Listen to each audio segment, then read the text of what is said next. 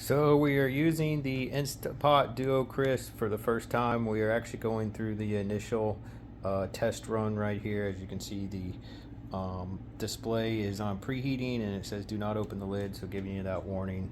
Here's your top right here in the lock position. When you're done and it tells you to open the lid, you would just slide that to unlock it.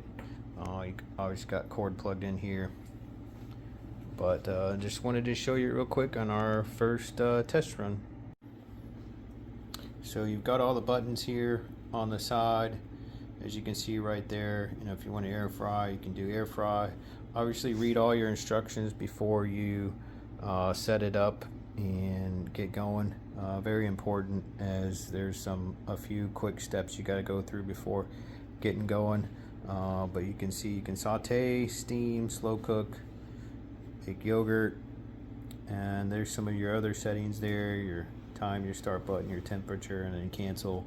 You can also dehydrate with this one, and broil and roast and air fry.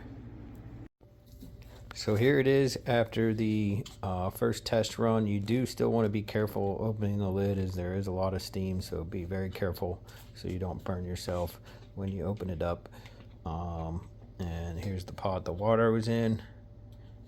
You can see it's still steaming, so just be careful when you do open it up after it tells you to open the lid. Here we are sauteing some vegetables in it for the first time. We use it for making some soup. There you can see the settings on the front side. We got it on the saute setting. Okay, here we are after we mixed all the ingredients of the soup. It's preheating for the 5-minute pressure cook with quick release, and we'll see how it turns out.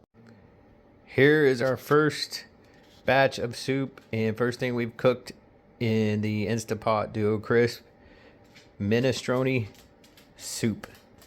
Just finished it on a 5-minute high pressure cook after it preheated.